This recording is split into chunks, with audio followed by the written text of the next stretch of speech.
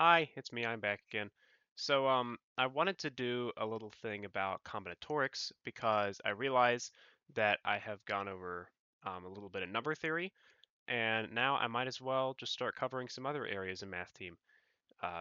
So this is all about combinatorics. This doesn't necessarily this doesn't include probability because, to be quite honest, I think probability is a bit too much for this. My videos are already about 20 minutes long, and this is already a relatively long Google Slides presentation I made, and I didn't want to add any more onto this. This is already enough for now. So hopefully I will get to probability very soon, but this is what I got right now. So let's go ahead and get started. First off, we need to talk about the fundamental counting principle. And I should probably say what combinatorics is in general, to be honest. So combinatorics is basically the study of how one can arrange things, how one can combine things, basically the amount of ways that you can do something. So that's what we're going to be looking at in general. So the fundamental counting principle is basically the first level of combinatorics. All it says is if there are X options for one thing and Y options for another, then the amount of different ways to put those things together is X times Y. And that might not make a lot of sense in this arbitrary word form, but let me just give an example and you'll see it pretty quickly.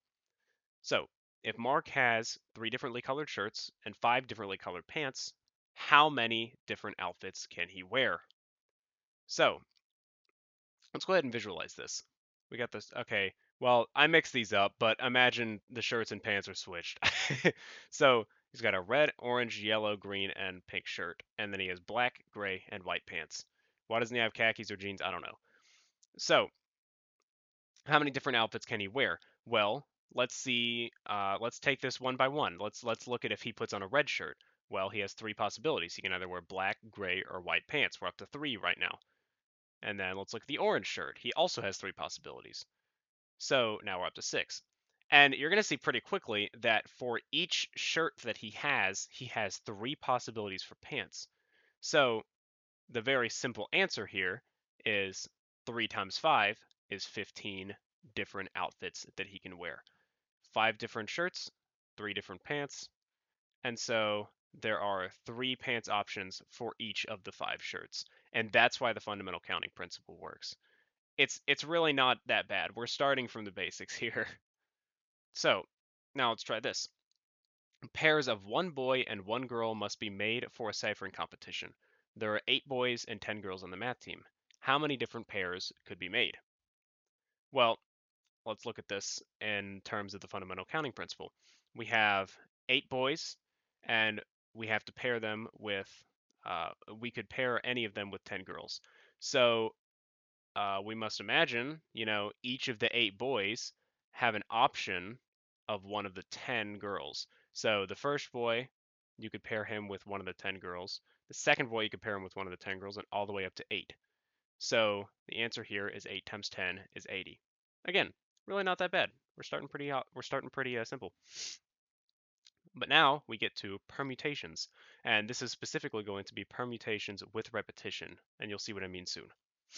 So let's just go ahead and start off with a quick example. How many 4-digit passcodes can be made with the digits 0 through 9? See if you can answer this yourself really quick. All right, so the answer here is 10,000.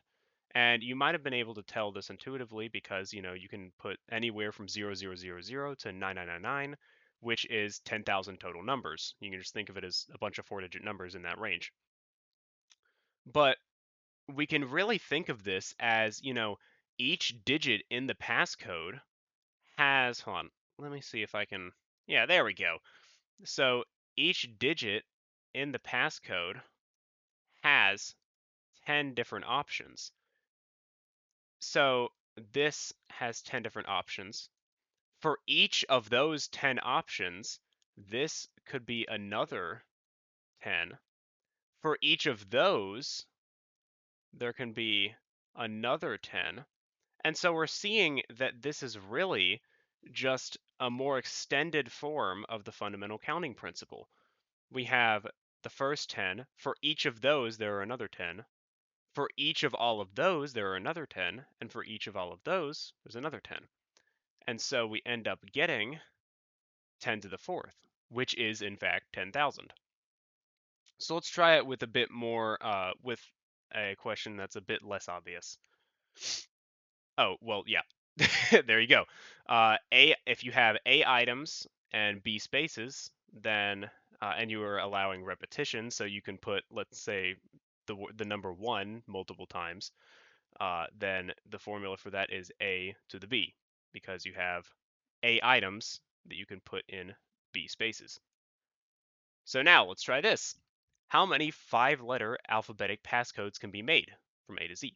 Try and answer this one. All right. Sorry I'm stuttering. I don't know. It's kind of late, so I guess I'm just stuttering more. But yeah. So there are 26 items because we have letters A to Z. There are 26 letters in the alphabet. Fun fact if you didn't know that. And there are 5 spaces that you can put them in. So that means that since there are 26 options per space, the answer here is 26 to the fifth. Whatever that is, that's a big number. I don't know what it is. So, uh, okay, I was gonna see if there's an option to clear that, but whatever. I'm sure there is, but I forgot the hotkey, and honestly, I don't want to do something stupid. All right, well, that's that. That one's not that bad. So now let's go on to arrangements, permutations with factorials. And I apologize if it seems like I'm kind of jumping all over the place. The topics in combinatorics are related, but some of them are a bit loosely related. So I tried to give this the best flow as I could, but some of it may seem a bit off, like the jumps between subjects. So anyways, yeah. So we have to first ask ourselves, what the heck do I mean by a factorial? So a factorial is basically a number with an exclamation mark in front of it. So that's why you'll see jokes about like, oh, the answer is 6, and people are like, no, it's not. It's actually just 6. It's because if you put an exclamation in front of it, it's actually a factorial. But anyways, I digress. Um, that explains a lot of jokes you see about math things. So the factorial basically says you take the number, you multiply it by one less than it, and then one less than that, and you keep going all the way down to 1. Pretty simple concept. So say you have 5 factorial, that's just 5 times 4 times 3 times 2 times 1. You just multiply it all the way down, and you get 120. So x factorial is the amount of ways that a set can be ordered or arranged. And again, that seems a bit just kind of thrown out there, but let me give you an example to show you how that works. How many ways can you arrange the digits 1 to 5? Well, I mean, your first instinct here would probably be to just try and list them out because that would be the easiest way. So let's see. It was 1, 2, 3, 4, 5, 1, 2, 3, 5, 4, 1, 2, 4, 3, 5, and now I'm bored. So, so I don't want to keep doing that. You'll see that's very inefficient, and we don't want to do that. So instead, let's analyze this. We can have any number A, B, C, D, E, with A to E being the digits 1 to 5, in any order. So let's look at the first digit, A. A, it has 5 different possibilities of what it can be. Now, one of the numbers has been taken up. You can't use it for the other 4 because, well, you've already used it once. So now for B, there are 4 possibilities.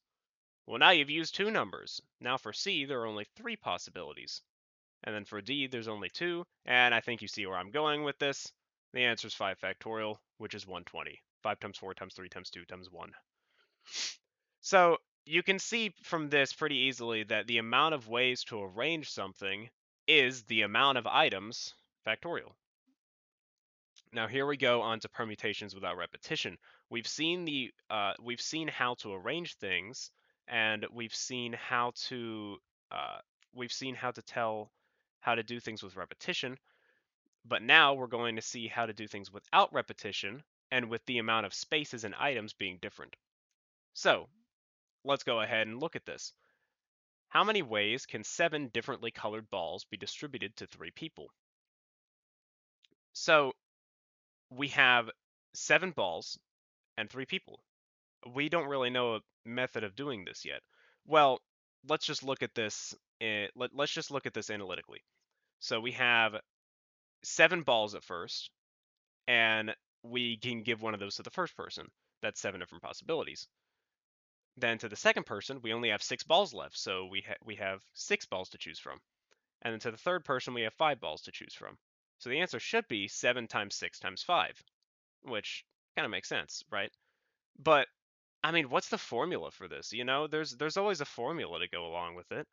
So now we see uh, for A items and B spaces, it looks like A factorial, but only the first B factors.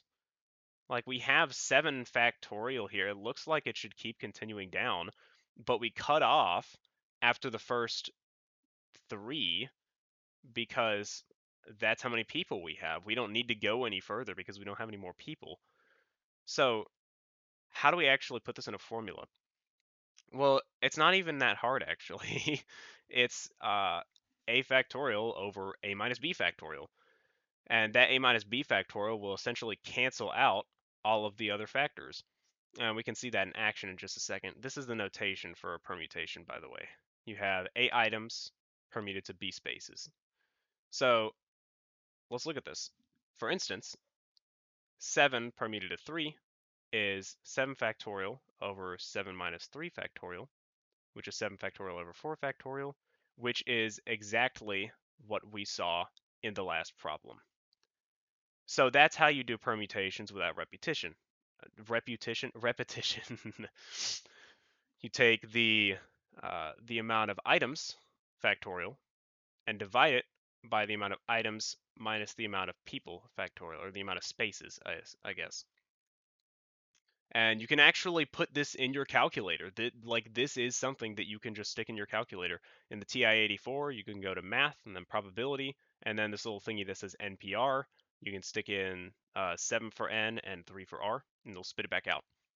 On that note, there are also factorials in the calculator in case you don't want to write out like 12 times 11 times 10 times 9 and all that. There is, if you go to math and probability, there is an exclamation mark in there, and that acts as a factorial. So let's try it out. Now that we know how to do this. 8 students participate in a math competition. How many different top 3 standings are possible? So we want to see, out of the 8 students, one of them gets first, one of them gets second, one of them gets third, and we don't really care about the rest. Well, we do because they're valuable members of the team, but in the context of this question, we don't. So there are 8 items and 3 spaces. We have 8 items we want to permute to 3 spaces. So we plug it in the formula. We get 8 factorial over 8 minus 3 factorial, and we get 336. And if you plug that into your calculator as well, if you do 8 permute 5, you will get the same thing. Pretty neat. Now we move on to combinations, which are really big in combinatorics. I will say probably the most common thing besides factorials, because factorials are everywhere. So we have a permutation, right? The main difference between a permutation and a combination is that the order of the chosen items doesn't matter. In a permutation, when you are distributing items to the spaces, like the balls with the people, like if you're distributing 7 balls to 3 people, it matters which person gets which ball, right? You want to find the number of ways that you can give those differently colored balls to the people while keeping track of who has each ball. Now with combinations, that doesn't matter. Say you just want to pick 4 people out of 8, a group of 8. How many different ways can you pick out 4 people in general? Doesn't matter the order. That's what a combination is. So in order to do that and find the number of ways in which we can do that, right now we are considering every possible arrangement of the objects in the spaces. So like the 7 balls with the 3 people. Let's go back real quick. Oh, let me go all the way back to here. So the 7 balls with the 3 people. Right now, we are considering all of the permutations, all of the arrangements of each set of three balls in the three people. So let's say that the people have a red ball, a blue ball, and a green ball. Right now, we are also considering the cases in which there's a blue, a red, and a green, in which there's a red, a green, and a blue. That looks like a D, but you know what I mean. And all of those and all that stuff. So the amount of arrangements we've already established is 3 factorial because there are 3 items being arranged. So all we have to do is make up for that by dividing by b factorial to get rid of all of those extra permutations, if that makes sense. I know that's kind of a convoluted way of thinking of it, but that's the way that makes the most sense to me, so I hope that that makes sense. And again, in the TI-84, you can just plug it in if you want to. So none of that. If you have access to a calculator, none of that really matters. But yes, there is a choose function in the calculator. It's in the same place as the factorial and the permute. All right. Now, exactly what I was talking about before. A math team has 12 members, but only 4 can participate in the upcoming competition. How many different teams could be made? Well, we don't care the order that we pick them in. We just need 4 people. So we can do 12 choose 4, we have 12 items in 4 spaces, and we get this big monstrosity right here, but really this is just me plugging in numbers and doing the calculations. We get 12 factorial over b factorial, which is 4 factorial, over, times a minus b factorial, which is 8 factorial, right here. And so we let the 8 factorial cancel out a bunch of the 12 factorial's factors, and we're left with 12 times 11 times 10 times 9 over these guys. Simplify that down, we get 495. And again, if you plug that into your calculator, you will get 495, which is pretty neat. Fun fact time. Combinations are also called binomial coefficients when they're placed in this form right here. Oh, that was a terrible circle, but live with it. So yeah, there can be this little parentheses with an n, or like a number and then another number below it. But there's no fraction bar or anything. It doesn't look like there's no fraction bar right here, so it's not a fraction. And some people get confused by that and think that maybe it is a fraction and they just forgot to put it or something. But no, this is a binomial coefficient. And this is literally just n choose k. That's all it is. It's the same thing. These are the same. These are interchangeable. Um, but it's just placed in this way for a very specific reason that you're about to see. So I want you to notice that if you do 0 choose 0, and then 1 choose 0 and 1 choose 1, 2 choose 0, 2 choose 1, 2 choose 2, and you keep going like this, you keep incrementing the n on every row and incrementing the 1 every time you go to the right, then you'll start to notice a pattern if you arrange it triangularly like this.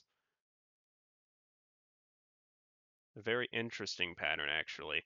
This is Pascal's triangle. If you were tired of seeing references to Pascal's triangle and the patterns they keep coming up with this stupid freaking three-sided shape in your Algebra 2 class or something, then you would be wrong, because this thing just keeps coming back. Call it the William Afton of math. It just will not go away. So they're called binomial coefficients because n choose k is the coefficient of x to the k in 1 plus x to the n. And that's a mouthful, but remember what Pascal's triangle is after all. These are the coefficients of 1 plus x to the n when we're looking at it like from like when you're expanding the binomial, these are the coefficients. So this is just 1 plus x to the 0.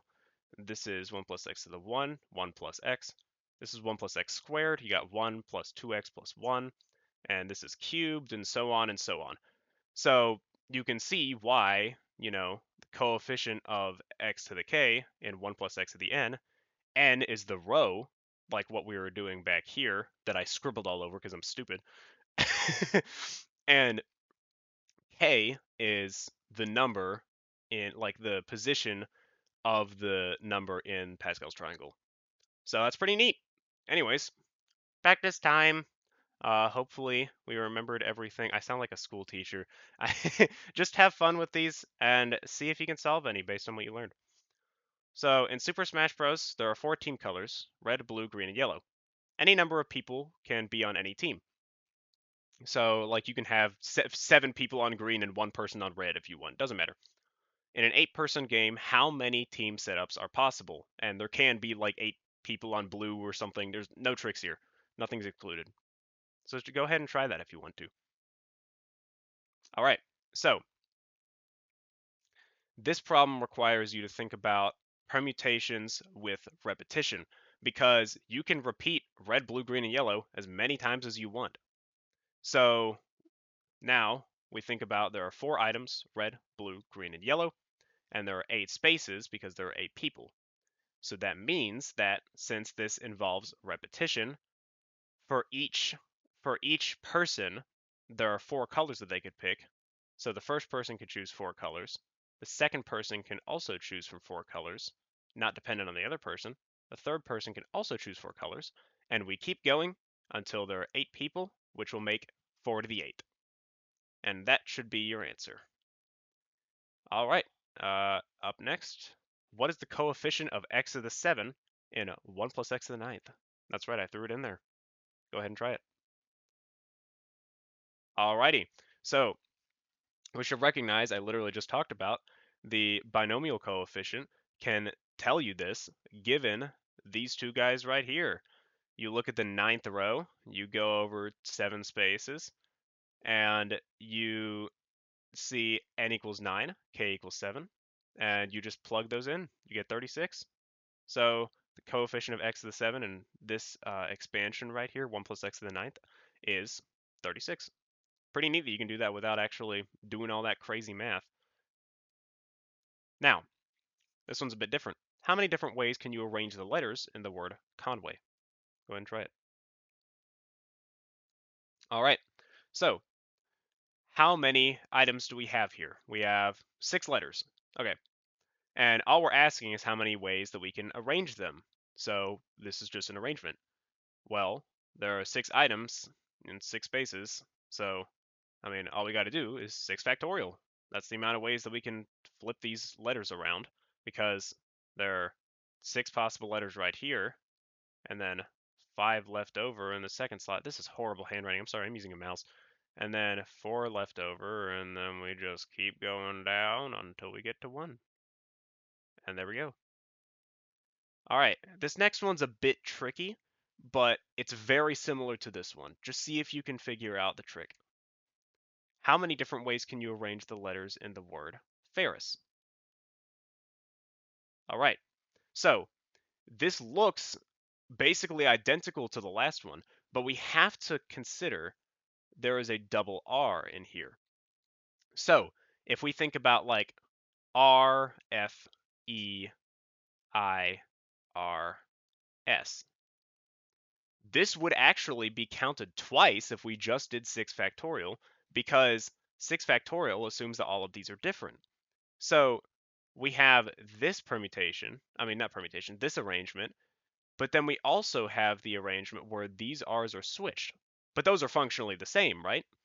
So how many ways can we arrange those R's? Well, I mean, 2 factorial, right? Because there are just 2 things and you're trying to arrange them. So we need to get rid of all of those excess by dividing by 2 factorial. And that's all there is to it. 6 factorial divided by 2 factorial is 360. And this would also work, mind you, if, let's say, you wanted to do Ferris. If you wanted to do something like that, you would have 8 letters, so you would have 8 factorial, but you also have 4 R's, so the amount of different ways that you can arrange those R's is 4 factorial, and that will make up for all of the duplicates, and that will be your answer there. I also want to point out that this will work for multiple different kinds of duplicates. So let's say you have, let's do this. Ferris. These are like completely nonsensical, by the way. I'm just making these up on the spot. So you have 7 characters here, right? But you also have 2 R's, and we also have 2 E's. So we need to divide it by 2 to get rid of the duplicate R's, and then divide it by 2 again to get rid of the 2 E's. And so this is just 7 factorial times, well, this down here is 4. And I'm not going to do that math right now, but that will be the answer for that. Anyways, all that aside, that's some interesting stuff. How many ways can you deal a standard deck of cards out so that each player gets one? And I realize that I didn't specify how many players there are because I'm a doofus. There are 4 players. I'm sorry about that. I just kind of assumed that people would think of a 4-player game. So yeah, try that. Alrighty. So we have permutation without repetition because we are trying to see how many different ways we can take a set of objects and distribute them to people while keeping track of which object goes to which person. So there are 52, this is kind of getting in the way, but whatever. There are 52 items because there are 52 cards in a standard deck, and 4 spaces because there are 4 people. Again, I didn't specify that because I'm a doofus, but whatever. So all we have to do is 52 factorial divided by 52 minus 4 factorial because of the permutation formula, and we get this huge number. Which it's honestly kind of nuts that just dealing out 4 cards has this many different possibilities. But to be honest, that's just the power of this number right here. I mean, there are entire YouTube videos. There are several huge YouTube videos out there just talking about this number specifically because of its implications towards card games. So go check those out if you have time because they're very cool and they kind of reveal the enormous scope of this number. Anyways, that's about it, and thank you for watching. I really hope you learned something. I am going to try to do a video about probability soon, because probability is very, very closely linked with combinatorics. I just didn't want to run this video too long, and I know this is already a lot of information, so I don't want to overload anybody. But yeah, that's about it. Uh, really appreciate if you made it this far, and I hope you keep watching to learn more. See ya.